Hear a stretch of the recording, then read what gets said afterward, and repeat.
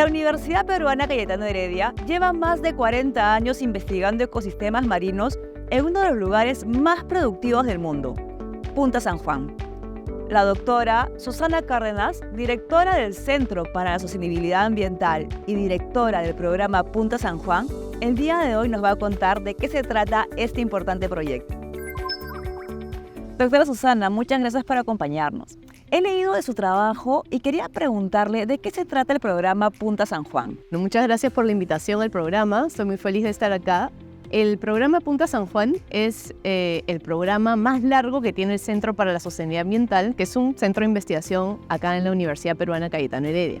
Y el programa Punta San Juan pues ya tiene más de 40 años haciendo investigación y monitoreo en un lugar muy especial que, como su nombre lo indica, es Punta San Juan.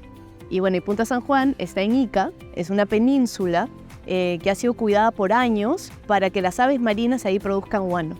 Y la protección que ha ocurrido en este lugar ha generado como un refugio para muchos animales. Entre ellos tenemos ahí la población más grande de pingüinos de Humboldt del Perú y las 2 especies de lobos marinos, además de un montón de otras especies de aves marinas. Entonces en el programa nos dedicamos a investigarlos, a monitorearlos, todo con el fin de realizar la conservación de esas especies. Y me imagino que habrá muchas más especies, pero ¿por qué en estas especies en particulares que se centran ustedes? Sí, nosotros nos enfocamos nuestra investigación en los depredadores superiores marinos o depredadores top. ¿Por qué este grupo? Porque ellos justamente son como centinelas. Ellos son, como su nombre indica, están en la parte superior de la red trófica marina. Entonces lo que está pasando con sus poblaciones ya es un reflejo de lo que está pasando en el ecosistema marino. Como depredadores tope, ellos regulan las interacciones entre las diferentes presas de los que ellos se pueden alimentar. Y son indicadores, digamos, por así decirlo, de la salud del ecosistema. Entonces nos van avisando qué está pasando en el mar. Entonces podríamos decir que un depredador tope es como la cabeza de la cadena alimenticia de esa red. Exactamente. Ah, mira. ¿Y para qué hacen estos monitoreos? ¿Con qué finalidad? Bueno, todos nuestros monitoreos, los cuales los vamos haciendo como mencionaba, por algunos ya más de 30 años, nos permiten tener series de tiempo largas, lo cual nos permite saber qué está pasando con las poblaciones a largo plazo, cómo estas poblaciones están reaccionando a los diferentes cambios que hay en el ecosistema marino, ¿no? Entonces podemos ver cómo ellos responden a diferentes efectos climáticos en el mar, a un fenómeno del Niño, o también a diferentes actividades humanas, ¿no? Como de repente actividad pesquera u otras, ¿no? Entonces, con esa información, nosotros podemos hacer recomendaciones, por ejemplo, hacia el Estado o hacia las empresas, para regular un poco las actividades y quitarles un poco de presión a las poblaciones para que éstas puedan mantenerse en el tiempo. Nuestro objetivo es ayudar a la conservación de estas especies en el Perú. Entonces eso implicaría la generación de políticas, tal vez. Sí, sin duda. Tenemos mucho trabajo en coordinación con el Estado, con el MINAM, ¿no? Con el CERNAM, que es el Servicio Nacional de Áreas Naturales Protegidas, con el Ministerio de Agricultura, que trabaja en el guano. Entonces, tanto con el Estado, pero también con diferentes ONGs, incluso comités internacionales, estamos constantemente entregando información técnica sobre cómo están estas especies en el Perú. Su centro de trabajo es en Punta San Juan. ¿Y tienen ahí todo lo que necesitan para investigar o buscan de pronto integrarse a otros laboratorios? Como bióloga de campo, gran parte de mi trabajo está en el campo, en Punta San Juan. Pero yo vivo en Lima y hago muchas cosas también en Cayetano. Soy docente en Cayetano y también muchas de las muestras que colectamos en Punta San Juan son analizadas aquí en Cayetano en los laboratorios a través de colaboraciones con distintos laboratorios que hay acá en el LIT, por ejemplo, y también en la Facultad de Veterinaria. Entonces es un trabajo, digamos, mezclado e integrado con la universidad. Entonces tiene un alcance bastante amplio y vemos ahí cómo hay una interdisciplinaridad. Sin duda, trabajamos con veterinarios, trabajamos con especialistas en análisis molecular, trabajamos también con el doctor Rodolfo Salas, con el Laboratorio de Paleontología, ¿no? Porque justamente los lobos marinos que hay en Punta San Juan, sus cráneos, sus huesos, también son guías para entender el pasado, ¿no? Y también, por supuesto, con el Laboratorio de Biología Marina. Muchas de las muestras, por ejemplo, tróficas, como los regúrgitos o las fecas de los animales, son analizados acá en Cayetano para entender qué están comiendo los animales. Entonces hay muchos cruces de disciplinas a través de nuestros colaboradores. Y doctora, ¿cuál es el tema central de su investigación actualmente? Bueno, mi tema de investigación personal se basa en entender los mecanismos de coexistencia de las dos especies de lobos marinos que están reproduciéndose en Punta San Juan. Entonces, ¿qué significa esto, no? Estas dos especies son, dos especies de mamíferos marinos, tienen requerimientos muy parecidos, ¿no? Y tienen colonias reproductivas en el mismo lugar. Entonces, una hipótesis es que pueden estar compitiendo entre ellos por espacio, por alimento, por áreas de alimentación en el mar, ¿no? Y también pueden haber otras, posibles fuentes de competencia. Entonces, con esa pregunta, yo a través de diferentes metodologías estoy tratando de entender cuáles son los mecanismos que ellos tienen para poder subsistir los dos en el mismo espacio. A eso va el tema de la coexistencia, ¿no? Entonces ahí he aplicado diferentes métodos. He colocado transmisores en los lobos marinos para entender qué hacen cuando están en el mar. A través de muestras, como mencioné con las excretas, en verdad son muy valiosas porque ahí podemos entender todo lo que han consumido, ¿no? Y podemos saber especie por especie, e incluso estimar las tallas de los peces y calamares de los que ellos se han alimentado. También a través de sus bigotes, tomando una muestra de un bigote, se puede hacer un análisis isotópico y podemos saber por 4 o 6 años atrás dónde han estado alimentándose y de qué.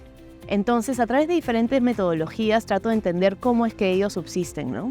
Y me dice que son 2 especies. ¿Cuáles son estas 2 especies? Las 2 especies son el lobo marino fino y el lobo marino chusco. Siempre esos son los nombres comunes que se manejan en Perú.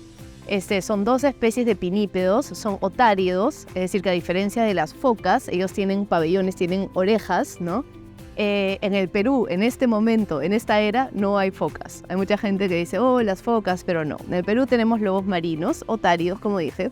Y estos nombres, voy a explicar un poco sobre los nombres, porque dicen, ¿por qué fino y chusco, no? Como causa hasta discriminación, ¿no? Entonces, los lobos finos se les denominaron finos porque hubo una época en que los europeos iban por muchos mares buscando nutrias y luego lobos para cazarlos por las pieles. Era la época de la caza peletera. Y se buscaba el lobo marino fino porque tiene un pelaje muy denso. Entonces el producto, comercial que se hacía de sus pieles tenía un carácter fino, se cotizaba mayor valor, era un mejor producto comercial para la época. Y bueno, el lobo chusco tiene un solo pelo, también se le dice lobo marino de un solo pelo. Entonces, ese cuero se utilizaba para fajas industriales, productos de menor calidad. Entonces, por ese interés económico en aquella época, en 1700, es que se les dieron esos nombres comunes, ¿no?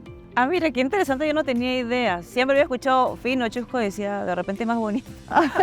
No lo sé, pero mira, qué interesante. ¿Y por qué ese interés suyo sobre el lobo marino? ¿Qué fue lo que le llamó?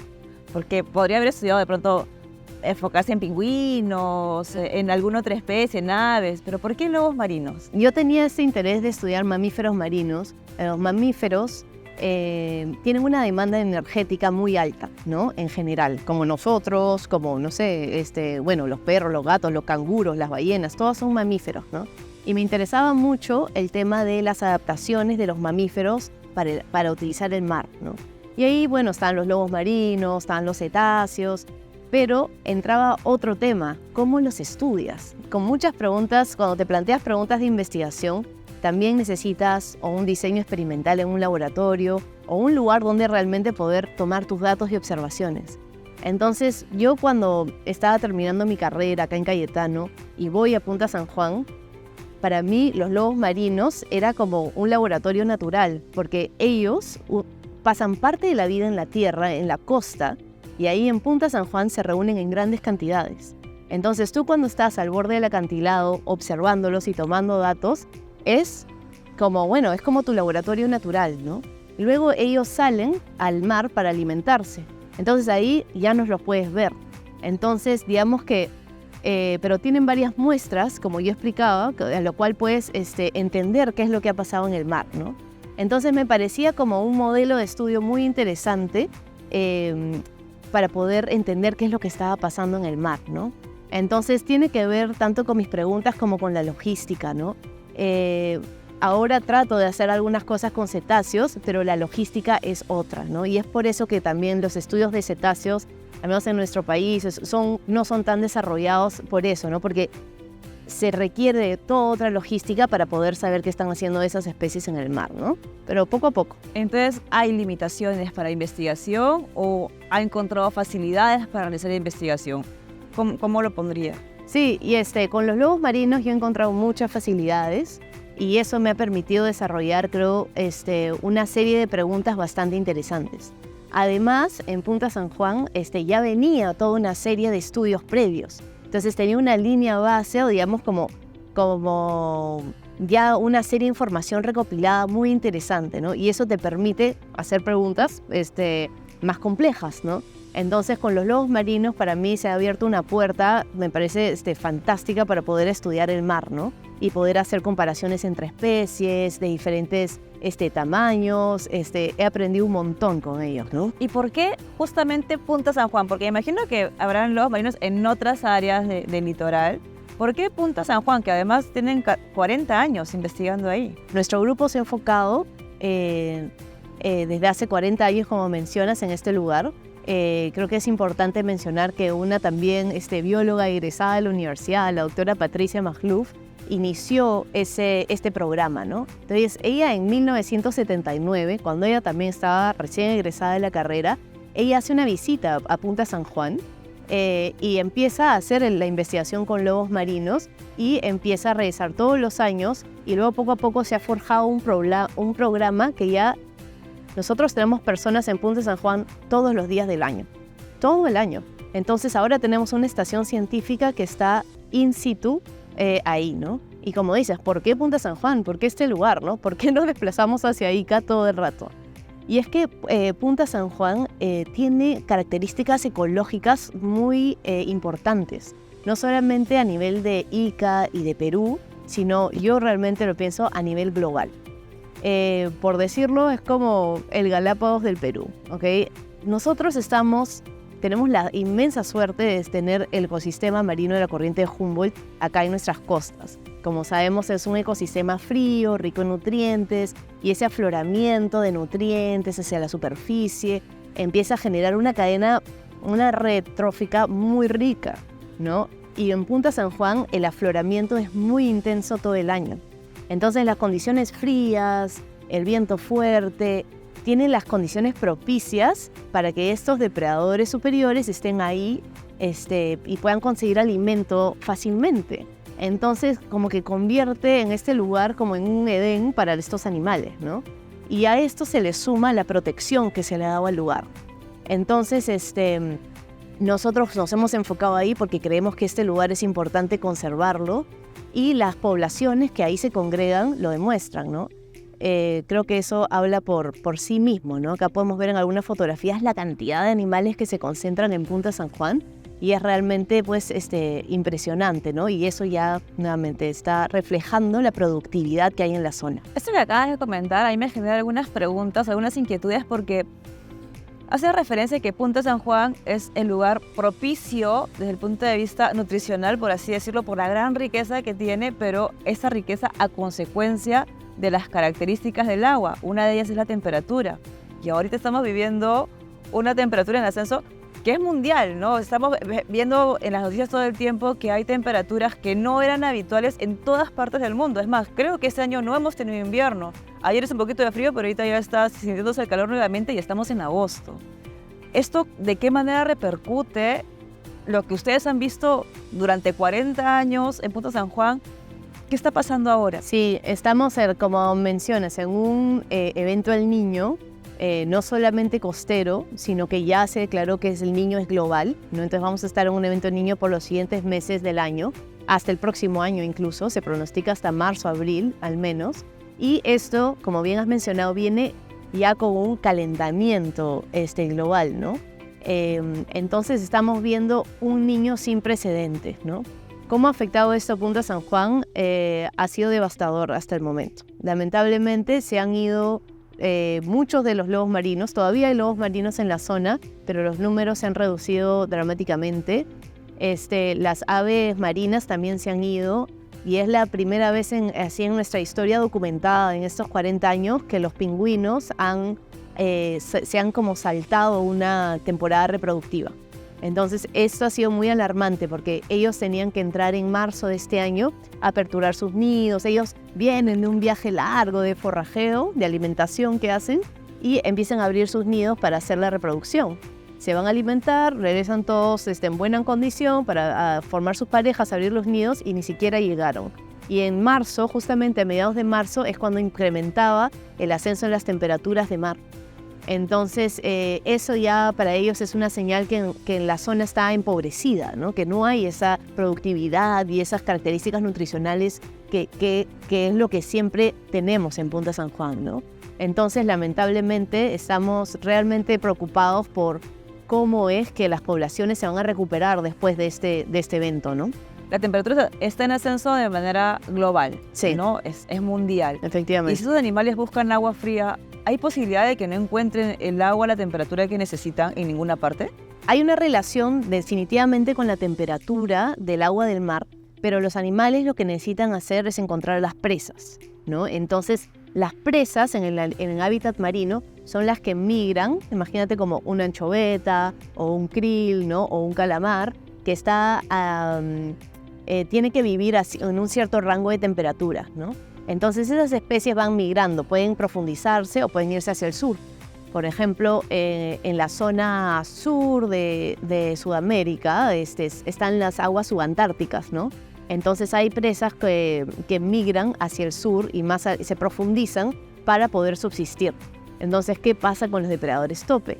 Ellos tienen que desplazarse a lugares más lejanos y también sumergirse más profundo para llegar a esas presas, ¿no? Si ellos gastan más energía de lo que pueden obtener, empiezan los problemas. Disminuye su condición, se empobrece su propia condición corporal. Otra cosa que hemos visto han sido también abortos masivos en los lobos marinos, ¿no? Han habido momentos en que las hembras no han encontrado el alimento. Esto se vio en un año del niño anterior, en el 97-98.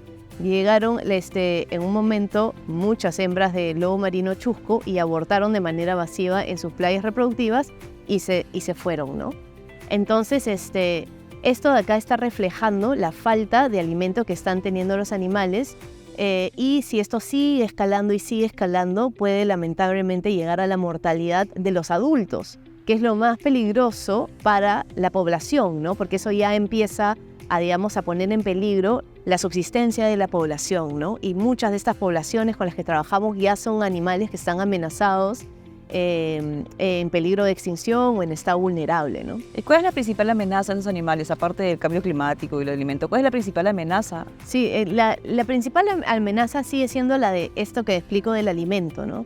Pero el cambio de la presencia o la disponibilidad del alimento para los depredadores tiene una fuerte influencia, como hemos mencionado, por factores climáticos y también por pesca, ¿no? Y como te puedes imaginar, igual la pesca industrial puede tener un efecto muy fuerte, ¿no? Porque en nuestro ecosistema, ¿no? Bueno, tenemos una pesquería muy fuerte de anchoveta y la anchoveta justamente se congrega en cardúmenes muy densos, ¿no? Y cuando entran a pescarla también, digamos que se retira gran parte de esa biomasa y eso también es la fuente principal de alimento de muchos de estos depredadores, ¿no? Entonces, cuando eso digamos que coincide en el espacio, en el tiempo con los depredadores, eso puede, claro, quitarles la fuente de alimento y eso puede tener un efecto. Obviamente el niño, por las características, cuando cambian las características en el hábitat marino, las presas también desaparecen. Por ejemplo, la anchoveta también desaparecería y esto tiene efectos devastadores, ¿no? Otras amenazas, claro, pueden ser también el crecimiento en la costa, o sea, la falta de hábitats protegidos en la costa donde ellos puedan estar. Entonces, ¿por qué digo protegidos?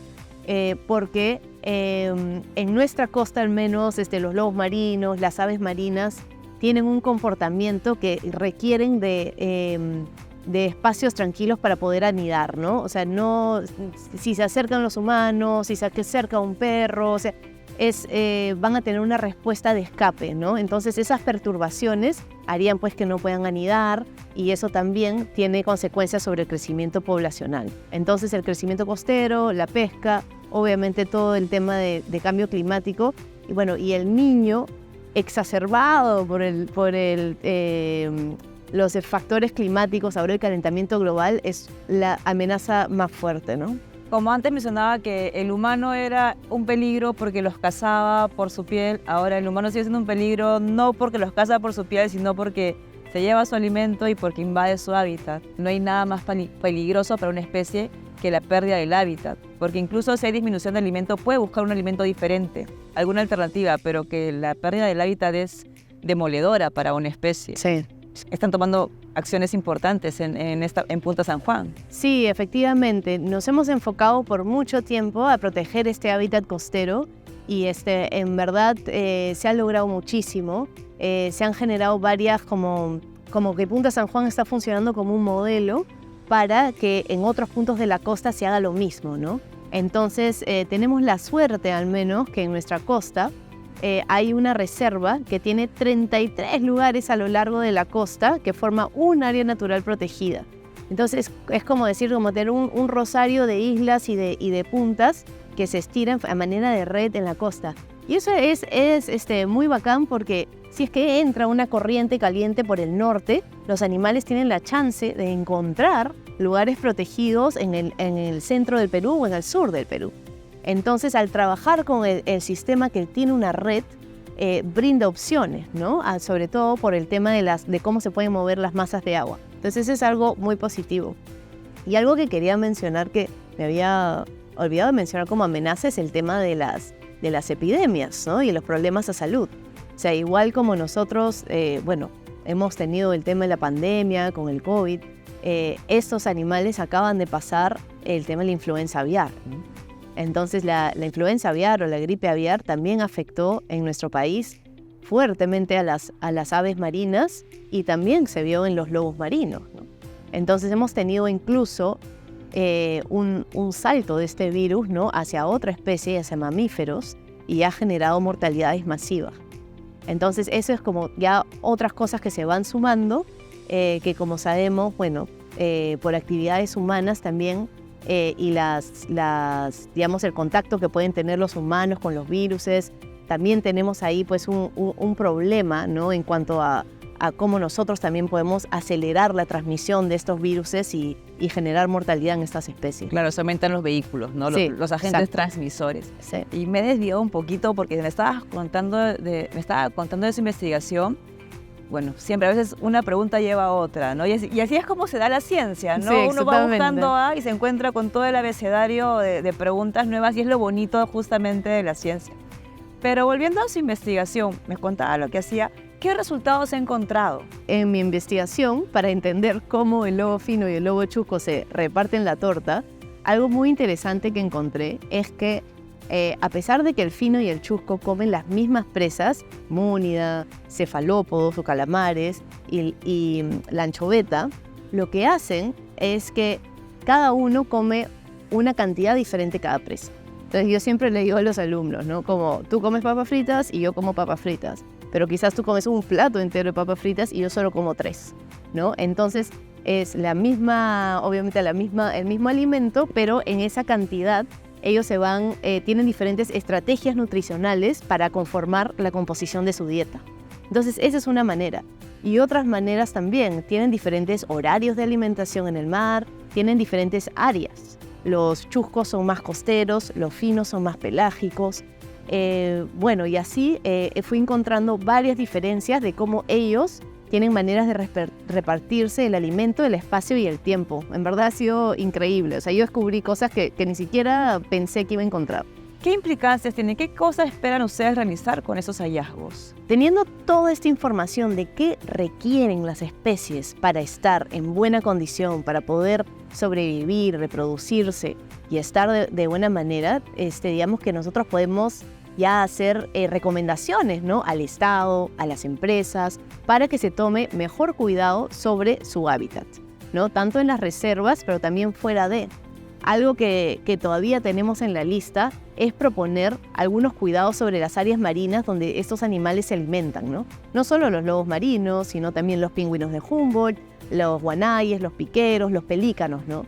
Ahora, después de haber pasado la influenza aviar, un niño exacerbado por cambio climático, todas estas especies van a necesitar más que nunca nuestra ayuda para proteger, ¿no?, los hábitats que ellos necesitan para poder repoblar y crecer otra vez después de todas estas amenazas juntas que les ha tocado vivir en estos tiempos. Y también fomentar la inversión, ¿no? Porque nada de eso se logra sin inversión. Sí. Inversión por parte del Estado, de los privados. ¿Cómo lo están manejando? Sí, tenemos colaboración realmente no solo interdisciplinaria a nivel de ciencia, sino con diferentes actores, ¿no? El programa Punta San Juan está en constante, por ejemplo, comunicación, coordinación a nivel local, con los pescadores en la zona, con la municipalidad, con el Estado, como hemos mencionado, también con empresas mineras que operan en Marcona. Hay 2 empresas mineras que trabajan en la zona y que también están interesados en apostar por el medio ambiente, ¿no? Y también, bueno, con organizaciones internacionales, ¿no? Entonces trabajamos con muchos zoológicos en Estados Unidos y en Europa también, que invierten en la protección de los hábitats naturales donde están estas especies para que esos estén protegidos, ¿no? Entonces, nuestra información cruza a diferentes actores, ¿no?, que puedan estar interesados en hacer esta protección, ¿no? Doctora, ha sido muy interesante esta entrevista. He podido conocer muchísimo, estando tan cerca, cuánta gente ignora de lo que sucede en Punta San Juan. Y es tan importante el tema de preservación y todo lo que se puede hacer con ciencia y con conciencia, ¿no? Es una labor muy importante y realmente admirable el trabajo que vienen haciendo durante tantos años y que se siga sucediendo en el tiempo. Doctora, ¿alguna recomendación, algunos comentarios finales? Sí, claro que sí. Y sobre todo a los jóvenes, ¿no? A los chicos que están estudiando. Yo creo que el Perú tiene realmente mucho por ofrecer en el campo de la ecología, que es mi campo. Tenemos una diversidad impresionante y, como ven, en la costa una abundancia espectacular, ¿no? Entonces, a la vez tenemos todos estos fenómenos climáticos, o sea, el niño, hay justamente las actividades humanas.